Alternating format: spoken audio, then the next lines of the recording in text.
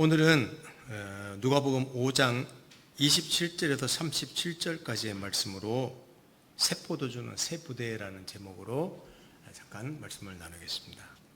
누가복음 5장 27절을 우리 함께 읽어보겠습니다. 누가복음 5장 27절을 함께 읽겠습니다. 시작. 그 후에 예수께서 나가사 레위라 하는 세리가 세관에 앉아 있는 것을 보시고 나를 따르라 하시니, 오늘 크게 두 가지로 말씀드리겠습니다. 오늘 일어난 사건을 한번 잠깐 이야기하고 거기에 대한 예수께서 어떤 메시지를 주시는지 그 두 가지로 살펴보도록 하겠습니다. 먼저 예수를 향한 비판과 공격, 오늘 본문에 어떤 비판과 공격이 있었는지를 한번 살펴보겠습니다. 예수께서 길을 지나가시는데 세관 옆을 지나갔습니다. 그때 세관 앞에 앉은 레위라는 사람을 만났는데 그를 구원하는 장면이 오늘 본문의 내용입니다.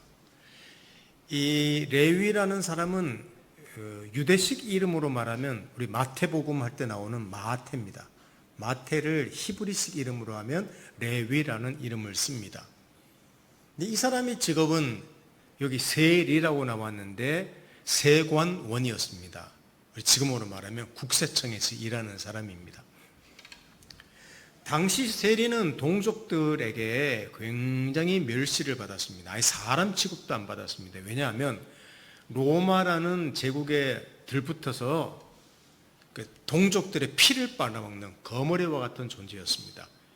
예를 들면 3배 이상의 돈을 받고 세금을 거두어서 로마에 바치고 나머지는 자기가 착취해버리는 그런 일을 세리들이 저질렀기 때문입니다. 그런데 예수님이 세관 옆을 지나가다가 레위라는 사람을 보시고 말씀하셨습니다. 나를 따르시오 한마디 했습니다. 그랬더니 그가 모든 것을 버리고 예수를 따랐고 심지어 잔치를 크게 베풀었는데 동료 세리들 뿐만 아니라 죄인들이라고 당시에 그냥 사람 취급받지 않는 사람들을 불러다가 큰 잔치를 베푼 이야기가 나옵니다. 28, 29절을 한번 제가 읽어드리겠습니다. 그가 모든 것을 버리고 일어나 따르니라. 레위가 예수를 위하여 자기 집에서 큰 잔치를 하니 세리와 다른 사람이 많이 함께 앉아 있는지라 그랬습니다. 근데 이 잔치에서 어떤 사건이 벌어집니다. 아마 그 종교 지도자들인 율법학자들과 바리새파 사람들이라고 하는 그들이 예수와 제자들이 동족의 율법을 어겼다고 여기는 사람 취급하지 않는 세리와 또 죄인들과 밥을 먹는 것을 보고 비판한 것이죠. 30절을 봅니다. 바리새인과 그들의 서기관들이 그 제자들을 비방하여 이르되 너희가 어찌하여 세리와 죄인들과 함께 먹고 마시느냐. 여보시오, 어떻게 그 더러운 사람들, 율법에서 저주 받았다고 생각하는 사람들과 교제를 하시오, 하나님을 모독하는 것이오 라고 이렇게 비판을 했습니다. 이 같은 사건을 기록한 마태복음을 보면요, 여기 제자들을 여기 누가복음에는 제자들이 왜 그렇게 먹습니까? 라고 말했는데 마태복음에는 예수가 왜 그렇게 먹느냐고 비판을 합니다. 같은 말입니다. 먹잇감을 찾아 돌아다니는 들짐승처럼 당시 종교 지도자들은 예수를 이 율법으로 판단해서 율법의 기준, 율법을 어겼다는 것을 어떻게 해서라도 찾아내서 그를 매장시킬 계획을 가지고 있었습니다. 때가 온 겁니다. 봐, 율법을 어긴 사람들과 함께 지내면 너도 율법을 어겼으니까 너는 하나님이 보낸 선생이 아니야, 하나님 보낸 선지자, 특별히 메시아가 아니야 라고 매장시키려고 하고 있습니다. 이게 첫 번째 사건이에요.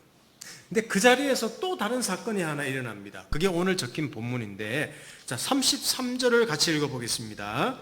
33절을 같이 읽겠습니다. 그들이 예수께 말하되 요한의 제자는 자주 금식하며 기도하고 바리새인의 제자들도 또한 그러하되 당신의 제자들은 먹고 마시나이다 그랬습니다. 이 같은 사건을 또 마태복음에 기록된 데를 보겠습니다. 제가 읽어드릴게요. 그때 요한의 제자들이 예수께 나와 이르되 우리와 바리새인들은 금식하는데 어찌하여 당신의 제자들은 금식하지 아니하니까? 누가복음에는 보면요, 그들이 예수께, 바리새파 사람들, 율법학자들, 그 자리에 있던 사람들이 우리는 금식을 꼬박꼬박하고 기도하는데 당신들은 어떻게 금식도 안 하고 당신 제자들은 하고 비판했는데, 누가복음은, 마태복음을 보면요, 요한의 제자들이라고 세례 요한을 따르는 제자들이 그 자리에 참석한 걸로 나오고 있습니다. 뭐 그랬겠죠. 종교 지도자들이 있었는데 마침 세례 요한의 제자들도 어떤 지나가다가 큰 잔치 소리가 나길래 들렀다가 그 현장을 목격하고 가세를 한 것 같습니다. 저는 정확한 거는 잘 몰라요. 비방의 내용은 이렇습니다. 자기들은 열심히 금식하며 기도하고 또 종교적으로 절제하면서 그렇게 하나님을 열심히 섬기고 있는데, 당신과 당신 제자들은 왜 맨날 먹고 마시고 잔치만 하고 놀고 자빠졌냐, 이런 말입니다. 그게 핵심이에요.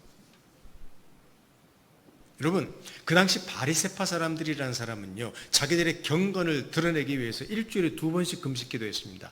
이 요한의 제자들이라고 하는 이 사람들은요, 세례 요한의, 스승인 세례 요한의 사역이 광야에서 사람들에게 회개하시오 그러고 외치는 사역을 했기 때문에, 광야에서 생활했다는 말은요, 어렵게 생활했다, 절제하며 생활했다는 말이에요. 당연히 금식할 수밖에, 금욕적인 삶을 살 수밖에 없었습니다. 이런 내용이죠. 금식하며 절제하는 생활을 하지 않는 것을 보니, 늘 죄를 생각하고 죄를 슬퍼하는 삶을 살지 않는 것 보니, 당신들은 하나님을 제대로 섬기지 않는 것이요, 경건하지 않는 것이요, 이게 그들 비판의 핵심입니다. 자, 정리해 봅시다. 그들 비판의 핵심이 뭐라고요? 경건하다, 하나님을 제대로 섬긴다, 그는 늘 죄를 생각하고 나 죄인입니다, 금식도 하고 자기 몸을 막 이렇게 끓으면서 피를 흘리기도 하고 아마 이래야 되는 걸로 생각했던 모양이에요. 사실요, 저는 이 말씀 묵상하다가 제 과거 이야기를 종종 합니다만은 생각이 안 날 수가 없었습니다. 이게 자기 열심이 큰 사람들, 자기 헌신이 큰 사람들에게 좀 자주 일어날 수 있는 일입니다. 제가 과거에 다른 교회나 목회자들이 하지 않는 사역을 했어요. 대학교 나가서 제자훈련이라고 전도하고 성경 공부를 개별적으로 만나주고 하는 특별한 어떤 일을 하긴 했습니다. 근데 거기까지는 좋아요. 그냥 자기 하고 싶은 사역 하는 거니까. 근데 제가 얼마나 다른 교회와 다른 사람들을 비판했는지 모릅니다. 제자훈련하지 않으면 그건 교회도 아니다. 나 진짜 그랬습니다. 제자훈련하지 않은 목사는 목사도 아니고, 제자훈련하지 않는 사람은 구원받은 그리스도인도 아니라고 제가 진짜 비판했습니다. 제가 비판한 그 사람들이 어떤 사역의 삶에서 문제가 있었던 게 아니에요. 단지 제가 하는 것, 그 제자훈련을 그들이 하지 않았다는 것, 내가 가진 열심으로 볼 때는 그 열심 잘못됐다, 이렇게 판단을 했던 겁니다. 근데 여러분, 제가 했던 사역을 그들이 안 하기 때문에 비판한 게 실은 그게 문제가 아닙니다. 진짜 이유, 원인은 따로 있습니다. 그게 뭐냐면요, 내가 하는 제자훈련은 옳고 하나님께서 계획하신 유일한 사역이고, 또 다른 사람은 사역은 틀렸다, 이거는요, 내가 하나님 자리에 앉는 겁니다. 그리고 사람들을 판단하는 겁니다. 그리고 하나님이 이런 일도 할 수 있고 저런 일도 할 수 있고, 예를 들면 제자훈련도 하시고 성령 운동도 하시고 문화사역도 하시고 다양한 일을 할 수 있는데, 하나님이 제가 하나님 자리에 앉아서 하나님 사역의 다양성을 다 그냥 무시해버린 거예요. 이것만 하나님 일이라고 생각한 거예요. 얼마나 무식하고 얼마나 교만한 말입니까? 제가 하나님 자리에 앉았었다는 거예요. 지금도 해보면, 요새 조금 덜합니다만은 금식하는 사람들, 현대에도, 그 다음에 방언하는 사람들, 성령 운동하는 사람들이요, 그렇지 않은 사람들 보면요 되게 무시해요.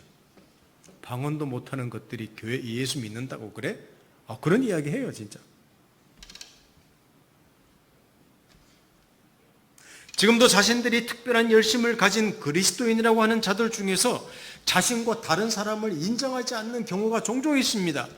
심지어 자신들과 다른 것은 하나님 일이라고까지 여기지 않는 사람들이 있어요. 눈과 귀를 다 막아버리죠. 자기 목소리만 냅니다. 무서운 사람들 지금도 있습니다. 지금도 보면요, 뭐 TV에 종종 뉴스에 나오는 그런 이상한 사람들, 교회 다니는 사람들 다 같은 부류예요. 내가 하는 일만 옳다, 내가 하나님의 일이다. 너들은 다 틀렸어.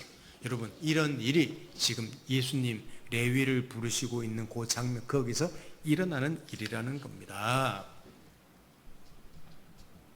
자, 그러면 이 사건에 예수님이 어떻게 대답하셨는지, 그게 핵심적인 내용입니다. 오늘 예수께서 그의 대답을 통해서 드러내신 메시지를 한번 살펴보도록 하겠습니다. 두 가지를 살펴봐야 되겠죠. 두 사건이 일어났으니까. 자, 첫 번째 봅니다. 세리와 죄인과 함께 먹고 마신다는 비판. 어떻게 당신 제자들은 세리와 죄인들, 그 더러운 사람들과 먹고 마시고 율법을 어겼소라고 하는 비판에 대해서 하신 예수님 말씀을 한번 보십시다. 자, 31절에서 32절을 우리 같이 읽어볼까요? 31, 32절입니다. 시작. 예수께서 대답하여 이르시되 건강한 자에게는 의사가 쓸데없고 병든 자에게라야 쓸데있나니 내가 의인을 부르러 온 것이 아니요 죄인을 불러 회개시키러 왔노라 그랬습니다. 이야, 멋진 말씀하셨죠?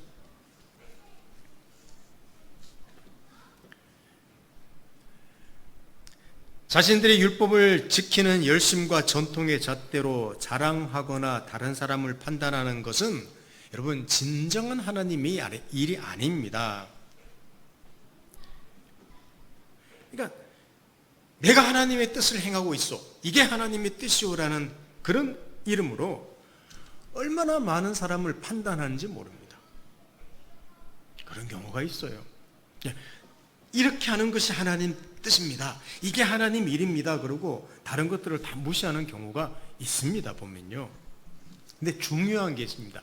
중요한 게 뭐냐 하면요, 하나님께서 지금 예수님께서 하신 말씀이 있죠. 건강한 자에게는 의사가 필요 없어, 병든 자에게야 필요하오. 이건 속담이에요. 그 당시 여러분, 지금도 아픈 사람이 병원 가지 안 아픈 사람이 병원 갑니까? 아파야지 병원 가요.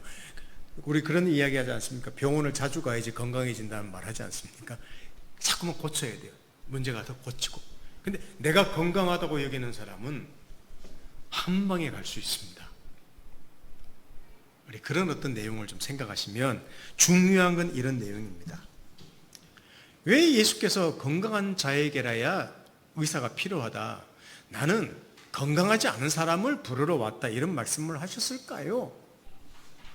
예수님의 의도를 이해하셔야 됩니다. 이 의도는 이렇습니다. 하나님께서는 사람을 사랑하십니다. 그리고 살리시고 회복시키고 그것을 간절히 바라신다는 내용이 이 안에 들어있는 거예요. 다 죽게 되어 살려달라고 하는 자는 여러분 먼저 살려야 됩니다. 그래서 하나님 아들이 사람으로 오셨지 않습니까? 지금 그 자리에 있는 예수는요, 하나님이신 분이에요. 하나님이 사람으로 오신 분이에요. 심심해서 오신 분이 아닙니다. 사람들이 다 죽게 되었고 하나님의 심판 아래 있고 자기 힘으로는, 자기에게 원인을 가진 것으로는 도무지 하나님 나라에 갈 수 없기 때문에 하나님께서 자기 아들을 보내신 거예요. 그러니까 다 병자들이란 말입니다, 영적으로는. 근데 그들 중에 레위라는 사람이 있습니다.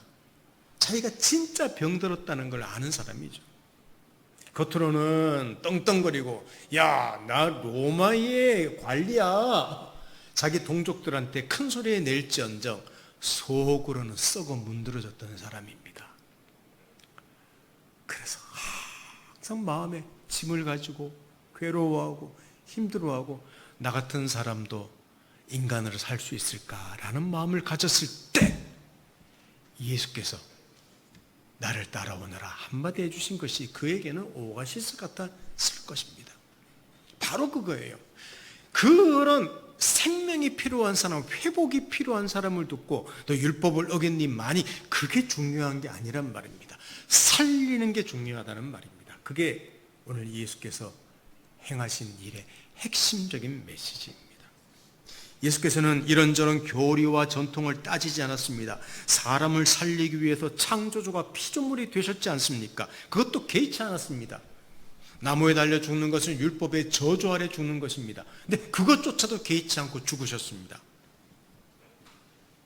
종교 기득권자들한테 엄청난 비방을 받으셨습니다. 그것도 개의치 않았습니다. 왜? 사람을, 자기가 만든 사랑하는 사람들을 살리기 위함이었습니다. 진정한 의사, 여러분, 명의는 어떤 게 명인 줄 압니까? 자기가 병 잘 고친다고 떵떵거리고 맨날 자랑만 하는 사람이 아니라요, 어떻게 해서라도 그 사람을 살리려고 하는 사람이 명입니다.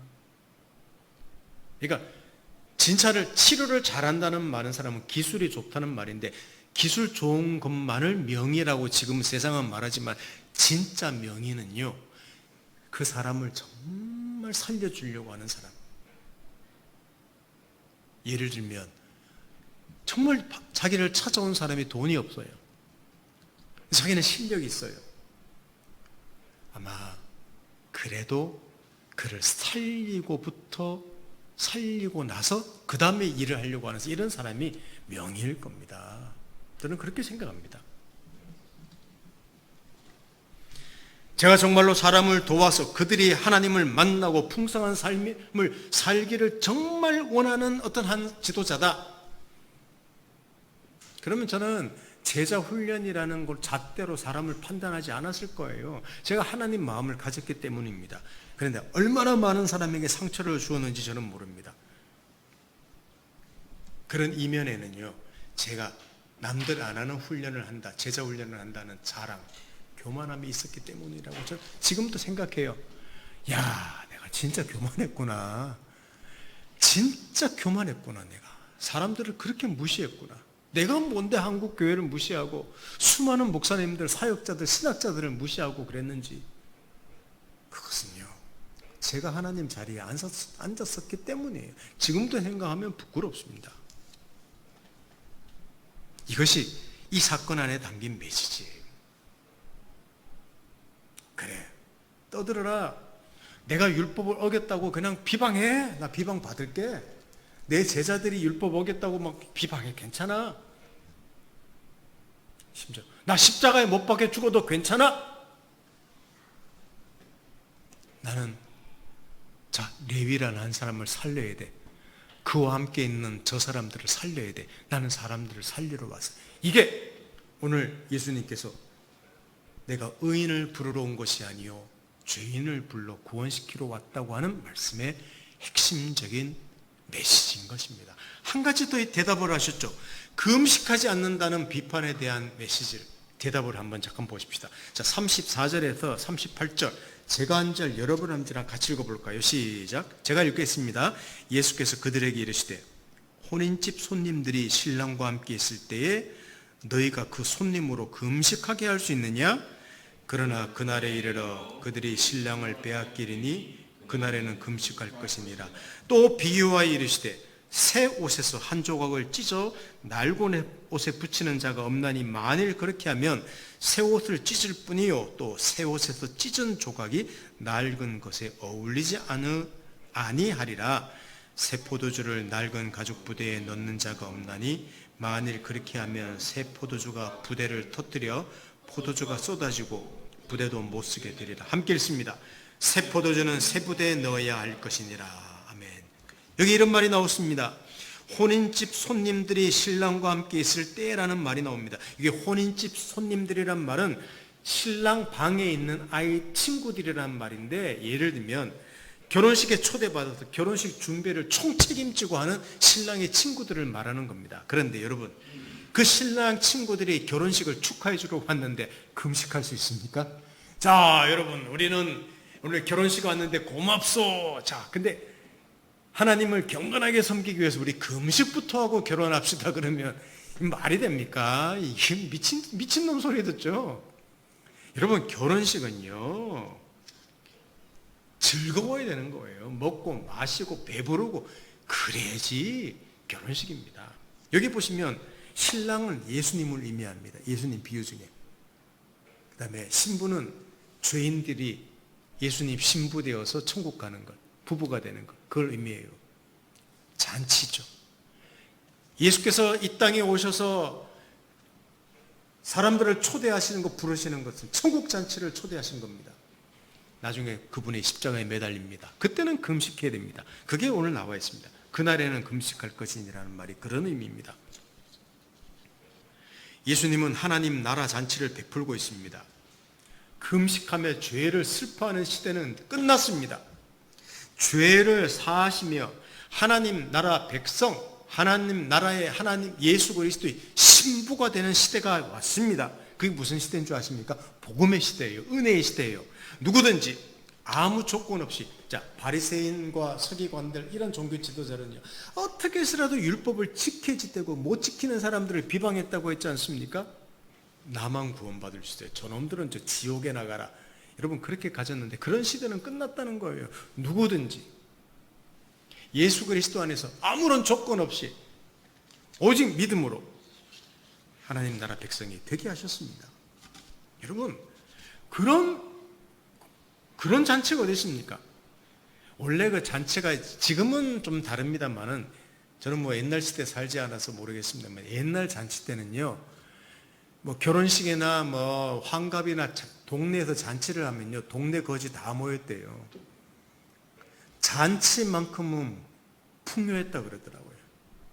제가 어릴 때 기억이 나는데, 제가 어릴 때 조금 그래도 잘 살았던 적이 한 번 있었습니다. 근데 커피가 드문 시대인데 저희 아버님이 외국에 계셨기 때문에 지금 뭐 맥신 커피 같은 거, 이런 커피를, 원두 커피를 보내준 적이 있어요. 그러면 옛날에 거지가 많았지 않습니까? 그렇지 않습니까? 거지 많았어요. 그러면 집집마다 와서 한 푼 달라고 양동이 같은 거 들고 와서 밥 얻어가고, 도시도 그랬거든요. 근데 저희 집에도 거지들이 그렇게 많이 왔습니다. 근데 제 기억으로는 어릴 때인데, 거지가 올 때마다 저희 어머니가 밥을 차려주셨어요. 거지들한테. 아마 소문이 났는지 그대로 거지들이 너무 자주 와. 근데 거지가 올 때 밥만 주는 게 아니라 냉커피를 타줬습니다. 거지한테. 그러니까 소문이 자작이 나서 제 어린 기억으로는 거지가 일주일에도 몇 명씩 온 것 같아요. 이야기가 좀 새버렸는데, 잔치집은요, 먹고 마셔야 되는 겁니다. 사람들이 당시에 예수님을 비방할 때 자주 했던 말이 있습니다. 자, 누가복음 7장 34절을 한번 읽어볼까요? 누가복음 7장 34절을 같이 읽어보겠습니다. 인자는 와서 먹고 마시매 너희 말이 보라 먹기를 탐하고 포도주를 즐기는 사람이요 세리와 주인의 친구로다 하니 그랬습니다. 인자라는 말은 예수님입니다. 예수님이 와서 먹고 마셨다는 거예요. 잔치를 즐기는 사람이라는 겁니다. 그랬더니 에휴, 저놈은 세리하고 죄인의 친구고 그렇게 먹는 거 탐내는 그럼 탐욕가야, 그러고 욕을 했습니다. 맞는 말입니다. 뭐가 맞는가 하면 예수님은 잔치를 좋아했고 먹는 걸 좋아했습니다. 그렇게 먹는 걸 좋아했습니다. 왜 그런 줄 아십니까? 지금 자신으로 말미암아 이 땅에 천국 잔치가 벌어졌기 때문입니다. 짐승이 대신 죽는 모형, 그림자, 사람을 대신해서, 죄를 대신해서 죽는 그 시대는 끝났습니다. 구약에, 그리고 율법에 희미하게 드러난 구원자 예수 그리스도가 이 땅에 완전하게 오셨습니다. 여러분, 왜 죄를 슬퍼하고 왜 율법을 지키려고 아동바동하며 남 틀렸다고 그런 시대에 삽니까? 그 시대는 예수 안에서 끝났다는 것을 말하는 거예요. 즐겨라, 감사해라, 찬양해라, 누려라. 이게 예수님이 잔치를 베푼 의도입니다. 당시의 사람들은 메시아가 오면 모든 것이 달라질 것이라고 말했습니다. 이런 속담이 있었습니다. 제가 읽어드리겠습니다. 장차 한 시대가 이를 것인데 언덕마다 포도나무가 자랄 것이요 포도나무마다 1만 개의 뿌리마다 1만 개의 가지들이 그 가지마다 1만 개의 포도송이마다 1만 개의 포도알마다 1만 계럴의 포도즙을 맺을 것이다. 이런 속담이 있었습니다. 그러니까 메시아 시대가 되면 하나님이 보내는 메시아가 되면요 넘치는 시대가 된다고 속담이 있었다 그래요. 지금 예수님은 이 속담처럼 여러분들 잔치가 시작됐어. 나로 말미암아 온 세상에 죄의 사함을 받고 하나님 백성이 되며 하나님의 무한한 자원을 누리는 천국이 시작됐단 말이오 라고 지금 이야기하시는 겁니다. 그래서 선명한 예를 드신 거죠. 새 포도주는 새 부대에 넣어야 된단다. 여러분 새 포도주는 발효가 잘 포도주 금방 담으면요 이 발효된다 그럽니까? 그 증기라 그러나? 가스가 엄청 나옵니다. 그런데 헌 부대, 가죽 부대가 오래되면요 뻣뻣해집니다. 신축성이 없어집니다. 근데 거기에다가 발효가 빨리 일어나는 새 포도주를 넣으면요 터져버려요. 신축이 되지 않기 때문에. 그러니까 새 포도주는 새 가죽 부대에 넣어야 된다는 말이 이런 의미입니다. 그렇습니다. 결혼식장에서 금식하면 안 됩니다. 초상집 가서 크게 웃어도 안 됩니다. 금식하는 것은 잘못이 아닙니다. 하나님을 섬기는 방법 중에 하나입니다. 그런데 오늘 예수께서 금식을 하지 말라는 말이 아니었습니다. 복음의 시대인데 너희들 여전히 율법을 말하고 있구나. 너희들 늘 구약의 문자에 매여 있구나. 지금도 보면 교회 다니는 사람들 중에요 성경이 이렇게 말했다 성경이 이렇게 말했다 그러고 문자적으로 적용하면서 그 문자대로 행하지 않는 사람을 비판하는 사람들이 얼마나 많은지 몰라요. 목사님들 설교 들어보면요 성경이 이렇게 나왔습니다 우리가 이렇게 사십시다 그러고 그렇게 살지 못하는 것에 대해서 되게 죄책감 느끼게 하는 경우가 그렇게 많습니다. 여러분 제가 그것을 지키지 말라는 말이 아니에요. 그것이 틀렸다는 말도 아닙니다. 그 안에 담긴 하나님이 담아내는 메시지가 얼마나 큰데 이 사건만 해도 그래요. 레위를 부르시는 장면, 금식하시는 그 어떤 장면을 통해 주시는 메시지만 하더라도 엄청난 메시지가 들어있는데 우리는 그것을 잘 못 봐요. 요즘 로마서를 묵상하고 있는데 어제인가 그제 로마서 5장을 읽다가 이런 말씀을 보았습니다. 제가 읽어드리겠습니다. 로마서 5장 18절인데 그런즉 한 범죄로 많은 사람이 정죄에 이른 것 같이 한 의로운 행위로 말미암아 많은 사람이 의롭다 하심을 받아 생명에 이르렀느니라. 이런 내용입니다. 아담이 죄를 범함으로 모든 인류가 죄를 지었습니다. 아담 안에 사람들이 있습니다. 뭘 이루는. 그래서 모든 사람은 한 번 죽습니다. 죽음의 권세 아래 있습니다. 죄 아래 있습니다. 제가 그 인류에 속해 있는 사람이기 때문입니다. 근데 제가 예수 안에 들어오고 예수 때문에 예수 안에 들어왔습니다. 다른 말로 하면 둘째 아담 안에 들어왔다는 말입니다. 이야, 저 여전히 죄 짓기도 합니다.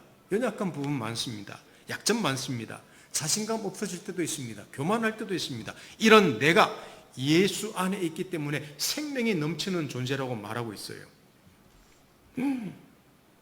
여느 사람과 똑같아 보이지만 신분과 복과 보장과 모든 것이 제가 예수 안에 있는 것 때문에 저라는 존재는 위대한 존재라고 말하고 있는 거예요. 이야, 제가 이 말씀 묵상하면서 한편으로는 좀 황송했습니다. 야, 나 아직 부족한 점. 그렇게 교회 생활을 오랫동안 했는데도 나이가 60이 넘었는데도 아직도 성질 더러운 면도 있고 아직도 모난 부분 많고 참 그런 사람인데도 나를 향해서 하나님이 뭐라고 하시는가 하면 너를 사랑한다. 내가 너에게 복을 주마. 영원히 구원하마. 너는 의롭다. 내 자녀다. 이야, 저를 향하여 그런 말씀을 하신다는 겁니다. 그러니까 기독교라는 종교에 얽매여 사는 것이 아니라 이 하나님의 넘치는 은혜를 내가 누리고 사는 존재구나 하는 것을 깨달은 거예요. 그러니까 어떤 시대에 사는가 하면 저는 어두운 시대에 사는 사람이 아니에요. 비록 환경은 역사도 어둡고 환경도 어둡고 제 삶도 또 모든 제 주변 모든 것들 제가 가지고 있는 자원도 다 어두운 것처럼 여겨질지라도 저런 존재에 대해서 하나님이 하시는 말씀은 그렇지 않다. 너는 매일 잔치할 사람이야. 너란 존재는 예수 안에 있는 존재야. 내가 사랑하는 존재야. 복받은 존재야. 그렇게 자꾸 이야기하시는 거예요. 제가 삐딱하게 가려고 하면 아니야. 삐딱하게 가려고 하면 아니야 라고 말하는 거예요. 아, 그렇구나. 이 복음을 내 삶 안에 이 시대에 담아내는 사람이 되어야 되는 거구나 하고 로마서를 묵상하면서 깨달았거든요. 유행 변하죠. 요새 어떤 그 복장 유행이 유행합니까? 제가 고등학교 때 유행했던 그 교복이 그거 아시죠? 고등학생들 배바지 같은 거 이만큼 입고 한 30인치 되는 바지 입고 다녔습니다. 물론 저는 그 바지 입지 않았습니다만 그게 유행했어요. 근데 요새 그게 돌고 돌아서 다시 또 통바지가 유행하더라고요. 넥타이도 넓어졌다 좁아졌다 찢어진 바지를 입기도 합니다. 예전에는 그거 거지나 입는 바지예요. 근데 지금은 패션이죠. 뭘 말씀드리고 싶은가 하면 유행조차도 시대의 정신을 담아내고 있습니다. 무슨 정신입니까? 철저하게 개인주의가 되었다는 겁니까? 누가 뭐래? 내 마음대로 입고 다니는데 이게 유행이 나타나는 거예요. 엄청난 정보를 공유하는 시대가 되어버렸습니다. 과거에는요, 이런 어떤 물품을 개인이 가진다는 거 상상하지도 못했는데 007 영화나 같은 데 나오는 것들이 뭐냐면 내비게이션, 휴대폰, 컴퓨터, 개인 퍼스널 컴퓨터죠. 노트북 같은 거. 이거는요, 공상 영화, 과학 영화에나 나오는 것들을 우리 개인, 우리 할머니, 할아버지, 아이들까지 다 가지고 다닙니다, 지금은. 왜? 수많은 정보가 있는 시대이기 때문입니다. 그 시대에 맞게 우리가 그 장비들을 누리는 거예요. 자, 그렇게 본다면 기독교 역사에도 유행처럼 있었던 게 있습니다.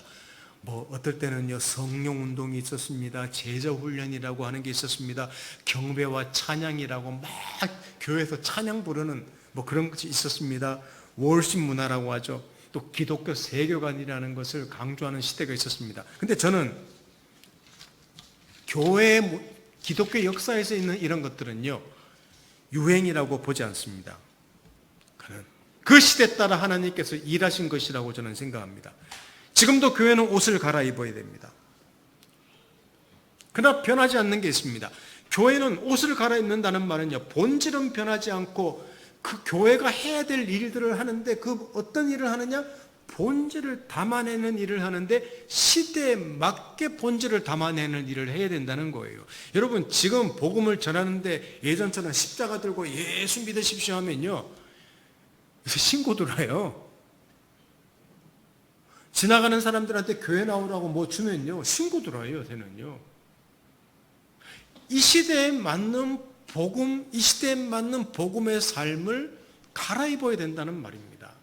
저는 오늘 말씀 묵상하면서 그런 걸 깨달았어요. 아, 그 시대, 아직까지 어두운 시대에 예수께서 오셔서 잔치를 보여주셨구나. 하나님이 사람을 사랑하는 것을 보여주셨구나. 지금 그 복음은 변치 않습니다. 여러분, 기독교가 종교에 얽매여 있습니다. 여전히 종교에 얽매여 있는 부분이 많아요. 그러나 중요한 것은요, 지금 우리 교회가 해야 될 것, 저는 이렇게 생각합니다. 잘 들으십시오. 한 사람을 소중히 여기며 사랑하는 것이 우리 시대에 가장 이 천국 복음을 잘 담아내는 우리의 유일한 일이라고 생각합니다. 어떤 일을 하든 어떤 행사를 하든 물론 뭐 크게 신경 쓰지 않습니다만은 제일 중요한 것, 사람을 소중히 여기는 그런 어떤 모습이 교회의 본질이 되어야 됩니다. 이게 오늘 본문에 나오는 사건 안에 담아내신 하나님의 메시지란 말입니다. 우리 교회도 어떤 거창한 일보다도 바로 여기에 마음을 두어야 된다고 생각합니다. 먼저 중요한 게 있습니다. 이를 위해서. 자, 결론. 우리 자신이 매일매일 삶에서 내 자신이 복음을 누려야 되는 거예요. 자, 아까 제가 로마서 묵상했던 거 말씀드렸죠.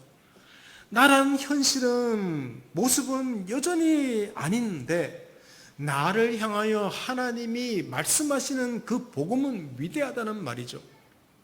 이것을 제가 또 묵상하면서 감사하고 감격하고 항복하는 일, 여러분 이 일을 계속 은혜 안에서 강해지는 일을 계속해야 됩니다.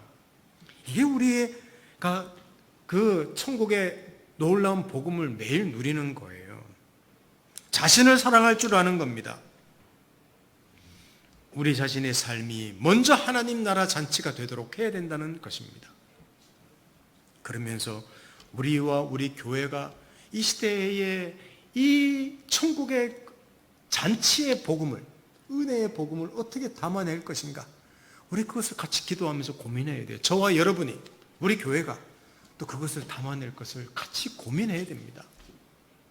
유행 따라 패션이 바뀌듯이 또 시대에 따라 문명의 이들이 거기에 맞듯이 이 시대에 맞게 교회가 옷을 갈아입고 교회가 가진 본질, 진짜 해야 될 일을 우리가 어떻게 우리 시대에 사람들을 잘 돕고 사랑하고 섬길 것인지 우리 교회가 그 일을 해야 될 줄로 압니다. 마지막으로 요한복음 13장 35절을 같이 읽고 마치도록 하겠습니다. 이것이 이 말씀을 중심으로 우리가 앞으로 같이 기도하면서 찾아보고 고민하고 더 노력했으면 좋겠습니다. 같이 읽겠습니다. 시작. 너희가 서로 사랑하면 이로써 모든 사람이 너희가 내 제자인 줄 알리라. 아멘. 사랑하라는 것입니다. 기도하겠습니다. 하나님 아버지, 참 예수께서 레위를 부르시고 금식하는 주제로 비방받으실 때 하신 그 대답에서 하나님이 우리를 사랑하시고 사람을 사랑하시고 살리길 원하시고 회복하기를 원하시고, 그래서 아들이 오셨고 죽으셨고 지금도 그 열정으로 우리를 위하여 일하신다는 것을 한번 생각해 보게 됩니다. 저희 자신들이 그 사실을 많이 누리게 해주십시오. 우리 교회가 우리 시대에 그 일을 하게 해주십시오. 하나님 아버지, 유연한 교회, 풍성한 교회, 본질이 변하지 않는 그 교회가 되기를 간절히 소원합니다. 하나님께서 우리에게 주신 메시지를 마음에 새기고 특별히 자기를 사랑하고 서로 사랑하며 하나님을 사랑하는 저희들의 삶이 되도록 인도해 주십시오. 예수님의 이름으로 기도드립니다. 아멘.